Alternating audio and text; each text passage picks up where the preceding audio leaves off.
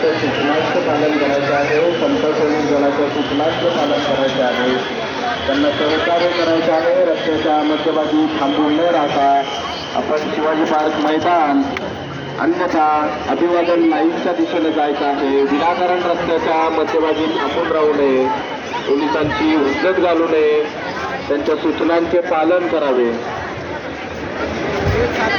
Police प्रशासन या आपल्या सेवेसाठी, आपल्या सुरक्षेसाठी सर्व ठिकाणी आहेत. त्यांनी दिलेल्या सूचनांचे आपण पालन करावे, त्यांना सहकार्य करावे.